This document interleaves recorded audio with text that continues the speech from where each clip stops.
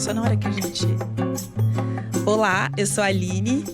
Estamos começando a primeira temporada do nosso Target Cast, que tem como tema o Advogado 4.0, um novo paradigma repensando papéis e expectativas da nossa advocacia. A ideia do nosso Target Cast é discutir temas sobre a nova advocacia, mediação empresarial, diálogos, comunicação eficiente, tecnologia e soluções extrajudiciais de conflito. E sempre a gente vai ter alguns convidados. Hoje estamos muito felizes porque a gente tem aqui uma convidada muito especial para o nosso primeiro episódio do podcast, que é sobre o advogado colaborativo, repensando papéis e oportunidades. A nossa convidada de hoje é a Dora Awad. Ela é advogada, formada pela Fundação Álvares Penteado, a FAAP, é graduada em Letras pela USP. Ela tem extensão em Psicologia e Ética pela Harvard. Ela atua em algumas câmaras. Também é coordenadora do Café com Mediação. É certificada pelo ICFML. É julgadora em competições nacionais e internacionais. E ela atua como mediadora privada e advogada em práticas colaborativas e sócia da UAD Gestão de Conflitos. Eu acho que está super apta aí para falar um pouco com a gente sobre práticas colaborativas. É um prazer você estar aqui com a gente, Dora. Aqui, esse podcast, agora que a gente está iniciando, na verdade, ele fica disponível tanto no Spotify quanto em todos os agregadores de podcast, tá? E a gente também, hoje, a gente está fazendo em vídeo, tá bom? Que vai ser disponibilizado. E a ideia é que você conte um pouco aí da sua experiência de práticas colaborativas para a gente trazer aí para os advogados e para os operadores do direito essa nova visão aí do mercado. Tá, joia. Obrigada pelo convite, Aline. É um prazer estar aqui. Bom, as práticas colaborativas, elas estão inseridas num grande guarda-chuva do que a gente chama de sistema multiportas. Sim. Esse sistema multiportas surgiu em Harvard há décadas atrás, quando todos os estudiosos do direito começaram a perceber que o judiciário não dava conta de todas as demandas. E havia uma necessidade de soluções mais rápidas e de maior qualidade.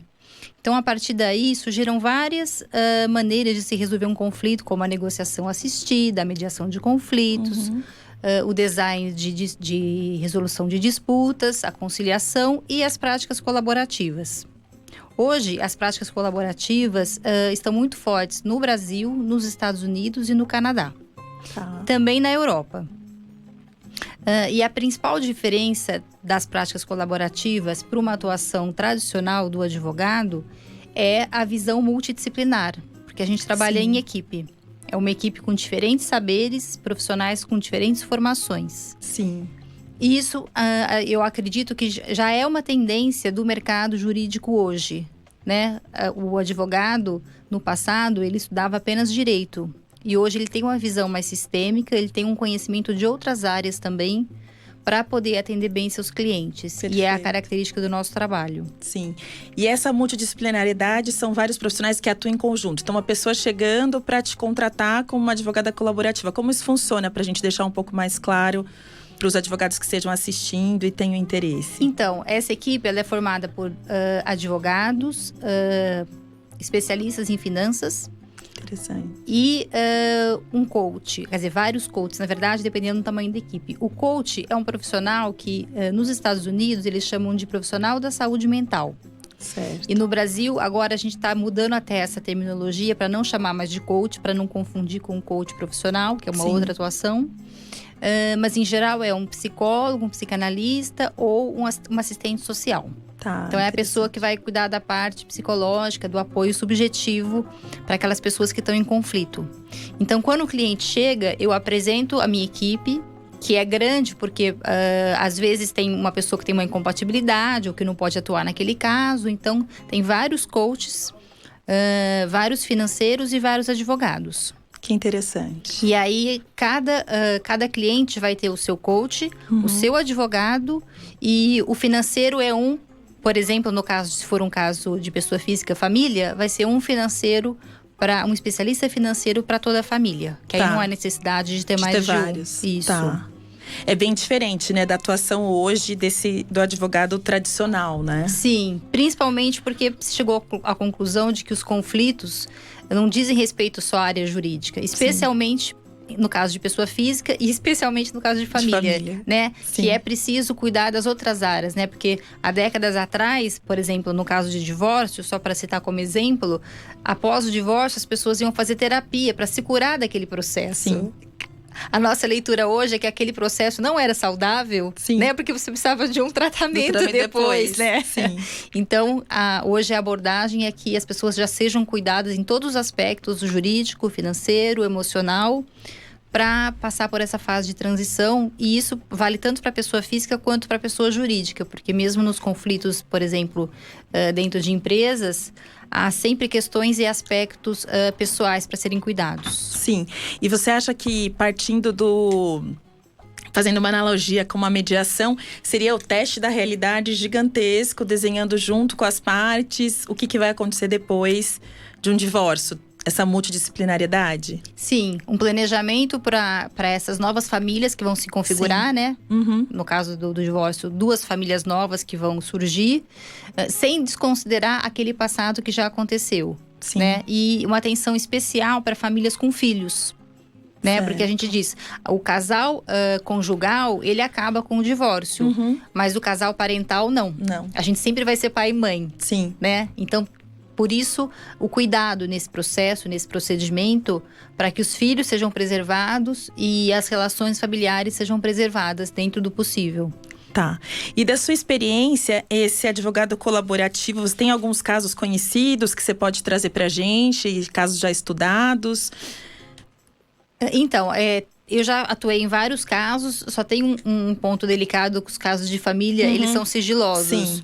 Mas, enfim, na minha experiência, tem algumas situações em que as pessoas chegam já com a decisão sobre o divórcio e uma decisão já madura. Sim. Às vezes até pessoas já afastadas. Então, aí vai começar um processo de colaborativo num determinado estágio. Às vezes as pessoas chegam ainda com a decisão não muito madura. Sim. E aí, por exemplo, eu já atuei em casos em que houve uma mediação prévia para se falar sobre a decisão do divórcio que não era madura. Certo. Ou madura para um, mas não para o outro. Entendi. Que é bem delicada essa situação. Que eu acho que deve ser pior. Sim.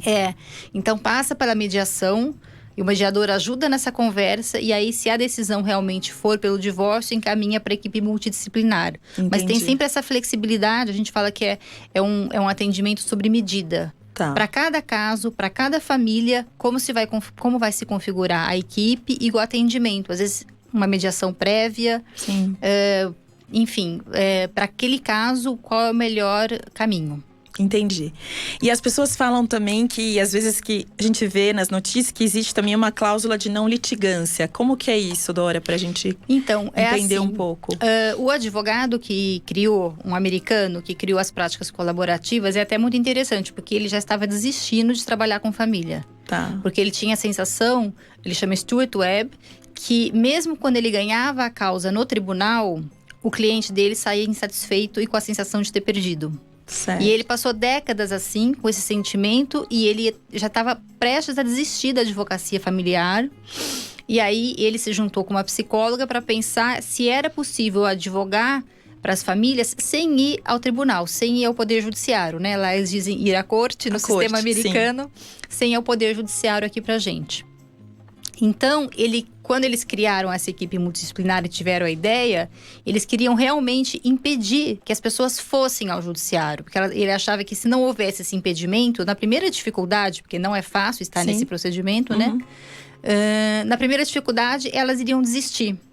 Então, o nosso contrato tem uma cláusula de não litigância, que significa que, se por um acaso, nunca aconteceu comigo, mas pode acontecer. Se por um acaso as pessoas desistem daquele procedimento colaborativo, não querem mais estar lá conversando, porque a base é o diálogo, então tem que ter essa disponibilidade, e decidem entrar com uma ação para o divórcio, aquela equipe não acompanha aquelas pessoas. O advogado não pode representar um cliente em juízo que ele representou colaborativamente. Entendi. Ele está proibido por essa cláusula. E se por um acaso uma parte, por exemplo, um dos clientes contrata outro advogado para entrar com uma ação, num momento de raiva que pode acontecer, o advogado colaborativo também se retira da equipe. A equipe é desfeita e não continua o procedimento. Entendi.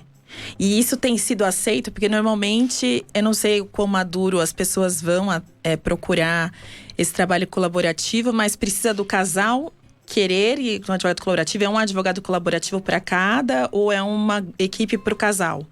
É uma equipe para o casal, mas nessa equipe, cada um tem o seu advogado. Perfeito. É muito importante cada um ter a sua representação. Então, você perguntou se as pessoas aceitam essa cláusula. Sim. Não é fácil, a gente não tem essa cultura, né? O Brasil ainda tem a cultura do litígio, do Poder Judiciário, e é natural que seja assim. Sim. O que a gente faz, algumas pessoas não aceitam de maneira nenhuma esse impedimento. E aí, a gente faz uma adaptação, como a gente quer atender a família de maneira multidisciplinar, a gente faz uma adaptação e faz o que a gente chama de cooperativo. Certo. Quer dizer, a gente faz uma adaptação do colaborativo para não deixar de atender aquelas pessoas. Mas eu nunca tive um caso, de todos que eu já fiz, há 5 anos eu trabalho com práticas colaborativas, eu nunca tive um caso de alguém que entrasse que fosse ao Poder Judiciário depois ou ao longo do colaborativo, porque aquelas pessoas, elas têm disponibilidade para dialogar. Sim, e acho que o passo de já ter procurado, exatamente, acho que já é um grande passo, né? Isso mesmo. E hoje, como que é essa formação de práticas colaborativas? Então, hoje no Brasil, a gente tem as pessoas capacitadas, eu sou uma delas, para dar a formação. Quando eu fiz há 5 anos, não havia. Então, vinha o pessoal dos Estados Unidos, os capacitadores de lá, para dar a formação, né? É uma formação de 3 dias, para você poder atuar em práticas colaborativas. E a gente adota os padrões de qualidade e de ética de uma entidade americana, que é o IACP. Certo. A gente adotou isso, né? Porque como eles estão fazendo isso há muitos anos, né, há décadas já, então eles já têm esses padrões de qualidade, de referência que a gente segue. Entendi. De qual é a formação mínima, porque além das práticas colaborativas, tem que ter formação, por exemplo, em mediação. Tem uma série de habilidades que são exigidas. Tá, que isso garante uma qualidade que está seguindo o procedimento internacional. E isso, garante a qualidade e garante uma coisa interessante também, que é o advogado, ele tem um papel diferente do coach, né, do psicólogo. Sim. Mas, por exemplo, ele precisa conhecer as ferramentas que o coach usa para poder trabalhar em equipe, porque senão eles vão colidir. Exatamente. Então, ele tem que ter estudado a mediação. É um desafio, né, isso. Trabalhar em equipe, a gente não tem essa cultura, é um aprendizado. Sim. Então, ele estuda a mediação, mesmo que ele não vá ser o mediador. Sim. Mas para entender como tudo funciona. Como vai ser a dinâmica. Mesmo que o âmbito dele seja o jurídico. Que interessante. E você entende que hoje já caminhou bastante dessa sua experiência dos últimos 5 anos? Como que tem sido essa procura pelas práticas colaborativas? Então, a procura é cada vez maior. Às vezes as pessoas perguntam se tem um impedimento, uma dificuldade pela questão financeira, porque é uma equipe e a gente sempre adapta isso para poder atender as pessoas. Perfeito. E de maneira geral, além do crescimento, da procura crescente pelas práticas colaborativas, a gente percebe que as pessoas estão procurando muito caminhos alternativos ao Poder Judiciário. Então, a mediação, a conciliação, a negociação assistida ou um divórcio feito de maneira consensual. Por exemplo, eu estou fazendo um caso agora em que eu sou a mediadora e tem um advogado em comum para o casal. Certo. É outro formato. Outro formato super interessante. Mas as pessoas estão procurando formatos em que elas podem decidir por elas mesmas. Não há um terceiro, como um juiz, Sim. que não conhece a família. Então, por mais especialista que seja, vai se ater à lei, né? Não conhece aquela família. Então, há uma procura, de maneira geral, por esses meios que priorizam o diálogo, a construção de consenso e a autonomia das partes. Porque eu digo, a gente pode achar o que é melhor para a pessoa, mas cada um sabe… Cada um deles que tem que decidir, né? O que é melhor para si e para sua família, né? Sim. E esses novos advogados, quando vocês entram em contato com um advogado, por exemplo, que ele não tenha conhecimento de práticas colaborativas, como tem sido a recepção? Você acha que ao longo desses anos isso tem evoluído? As pessoas têm buscado mais entender esses novos skills, essas novas práticas? Sim, sem dúvida. Os advogados estão bem curiosos sobre essa nova forma de trabalhar e muito interessante que vários relatam um desconforto hoje em atuar da maneira mais tradicional, vamos dizer assim, né? O que seria ótimo, né? O judiciário tem o seu espaço e sempre vai ter, isso é fundamental ser dito. Mas algumas pessoas gostam de trabalhar dessa maneira, cada vez mais. Agora, há um impedimento, é que ela tem que ter a capacitação, esse advogado, em práticas colaborativas. Não é possível fazer um caso, por exemplo, com um cliente que já vem com um advogado e esse advogado não tem a formação.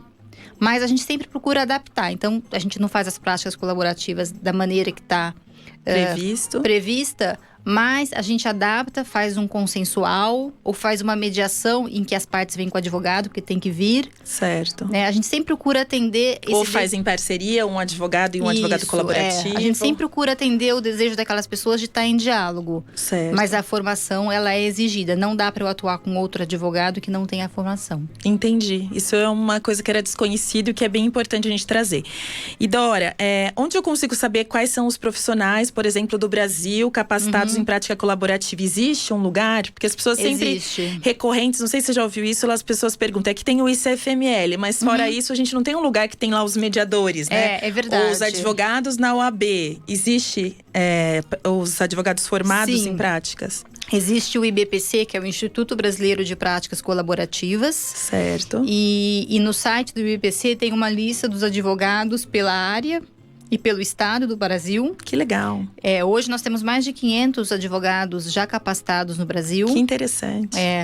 E até as faculdades estão procurando passar isso para os seus alunos também. Eu dou essa matéria na Universidade de Fortaleza, o módulo de práticas colaborativas na pós-graduação de gestão de conflitos. Que legal. Isso também é uma novidade. Uma novidade mesmo. Porque esses advogados recém-formados, né, que estão na pós-graduação, que precisam conhecer. Nossa, muito interessante. Bem à frente, né? Bem à frente. A pós-graduação em gestão de conflitos já é nova, sim. Já é uma novidade para o Brasil. É o primeiro curso de pós? Não, essa pós ela já tem alguns anos e faz 3 anos que eu dou esse módulo. Que interessante. São 24. E agora eles dobraram a carga horária de 12 para 24 horas de aula. Que interessante. Só sobre práticas colaborativas. Muito interessante. Para que esses advogados tenham mais essa possibilidade de atuação, né? Sim, nossa, é um mercado extremamente… Como você falou, hoje o advogado que só entra com ação já não vai ser tão necessário, né? Eu acho que ele tem que participar, o cliente, da decisão do que vai fazer e o que é melhor para ele. Sim, né? Até porque… Hoje também a tecnologia está entrando no judiciário e no trabalho do advogado. Com certeza. Que não vai ser substituído nunca, mas existe uma automação nesse trabalho. Sim, para ficar com as coisas mais especiais, né? Por exemplo, mediação. O robô nunca vai mediar, né? Nunca vai ter sentimento, vai dialogar, né? Mas o robô faz uma boa petição. Faz pesquisa de jurisprudência, né? A jurimetria, que é a tendência, né? Hoje em dia. Porque, igual tem uma frase da Lígia Zottini, que foi até quem me trouxe nesse espaço aqui da Rádio Geek, que a gente está gravando esse podcast, que ela fala que um trabalho que a máquina faz melhor que o humano, isso que é um trabalho desumano, né? Pois é. E são justamente aqueles… Quem nunca sabe a parte do dia que você faz um monte de trabalho administrativo, né? Mas tem uma coisa também da escala do judiciário, né? Que o que é automatizado… até porque os humanos nem davam conta. Exatamente. Quer dizer, davam enfim, né? As movimentações. Sempre tinha um atraso aí, né? Sim. Então, nessas ações de massa, né? Sim. Tudo isso são áreas em que a tecnologia ajuda muito. Sim. O fator humano é sempre fundamental, graças a Deus. Sim. Mas tem uma facilitação. Acho que nessas práticas, acho que cada vez mais. Dora, em relação a… divórcio, por exemplo, que tenha filhos, essa parte vai para o judiciário? Como que funciona? Então, a gente vai ao judiciário para homologar o acordo. Certo. Até porque essa homologação dá muita segurança para as pessoas. O brasileiro gosta de homologar. Sim, eu falo, o brasileiro gosta de carimbo e assinatura. Não tem problema. A gente carimba, a gente assina, não tem problema nenhum. Não, e até pelo reconhecimento que como o acordo homologado, ele vale como uma sentença judicial. Certo. E isso traz tranquilidade para as partes. Tá. Então, a gente passa pelo Ministério Público quando há menor de idade, né? O Ministério Público tem que dar vista para ver se os filhos estão protegidos. Mas essa parte é fácil, porque eu digo difícil é chegar no acordo. Mas chegando no acordo, a gente faz essa homologação e não tem problema. Esse trâmite é super simples. Aqui em São Paulo, principalmente, né? Que tem lá o expressinho para homologar. Vai bem mais rápido. Vai rápido, então é a parte fácil e tem a validade de uma sentença. Então não tem dificuldade nisso, não. As pessoas perguntam quando elas chegam se é uma decisão oficial. Interessante essa expressão. Oficial. E eu digo, a gente torna essa decisão oficial. Sim. E não precisa, vai direto no expressinho, não precisa ter câmera de mediação nenhuma, só o acordo e vai direto. Vai direto. É que, em geral, esses acordos, eles não são feitos em câmeras, eles são feitos na mediação privada. Sim. Enfim, com advogados ad hoc, que a gente chama. Mas não tem nenhuma dificuldade, não. Tá. Eu acho que é importante a gente fazer esses esclarecimentos e aproveitar todo esse conhecimento da Dora, porque a gente ouve as pessoas têm até um pouco de medo, né? O que são essas práticas colaborativas? Como fazer isso? A gente tá vendo que é um mundo que tá andando aí em paralelo, e que bom que tá andando muito bem, né? Pelo menos pelo que você trouxe nos últimos 5 anos. Sim. Isso já é reconhecido, a gente já pode encontrar esses profissionais. A gente imagina um módulo sobre isso também num curso futuro que a gente vai lançar, né, Dora? Sobre para advogados. E a Dora vai vir contar um pouco mais. Tem mais alguma coisa que você gostaria de estar registrando? Alguma habilidade, esses novos skills que você vislumbra aí da sua experiência de práticas? Eu acho que o advogado, não só o advogado colaborativo, como o advogado, por exemplo, que acompanha o cliente na mediação, ele tem habilidades que são habilidades adquiridas mais recentemente no mundo jurídico. Sim. Né? Mas que são fundamentais. Eu acho que a habilidade de dar voz ao cliente, porque isso a gente desenvolve, né? A gente o advogado tá acostumado só a falar. Só a gente que fala. E dividir esse saber mesmo com o cliente, quer dizer, a experiência pessoal num caso de família, por exemplo, é tão relevante quanto a questão jurídica. Com certeza. Porque, né, na experiência dele, uma opção jurídica pode funcionar ou não. Então, dar essa voz ao cliente é uma habilidade nova. Saber escutar o cliente nessa escuta ativa é um aprendizado. Sim. E também eu acho que a visão do advogado de ser um pacificador, que é uma novidade, né? Sim. Em Harvard tem até um TED que eles falam disso, do advogado pacificador. Sim. Que aqui no Brasil ainda às vezes soa um pouco estranho, a gente não tem muito essa cultura. Mas é isso, de efetivamente resolver o problema das pessoas. Sim. E não só encerrar, por exemplo, uma demanda. Então acho que são visões e habilidades novas desses advogados que estão na negociação, se for uma empresa, na mediação, nas práticas colaborativas. Que isso vai se adaptando. Nesses meios que a gente chama de autocompositivos, né? Em que não há uma terceira pessoa decidindo por você, mas as pessoas que estão envolvidas, da minha visão, são as que mais sabem delas mesmas. Com certeza. E aí, utilizando em tudo isso as ferramentas de mediação, né? Principalmente a escutativa, fazer as perguntas certas, né? E chegar lá no que a gente sempre estuda da Escola de Harvard, que eram os reais interesses, né? Porque se você não der voz ao cliente, você nunca vai saber quais são os reais interesses. Eu costumo fazer um paralelo, que eu digo que as posições que a gente chama na mediação é o que o advogado coloca na petição, são os pedidos. Sim. Eu quero isso e isso da outra pessoa, né? E no judiciário, para por aí. Sim, atende ou não os pedidos, parcialmente ou completamente, né? E nesses outros meios, né, a gente vai nos interesses. Então a gente aprofunda. Por que cada pessoa pede cada coisa? Sim. E isso é muito significativo. Sim. E a gente, na nossa visão, é nesse momento que você pacifica. Porque você atende o que está um pouco mais na profundidade, além daquele pedido. Porque a gente sabe que às vezes a briga pela casa na praia não é só a casa na praia, né? Sim, tudo isso está envolvido.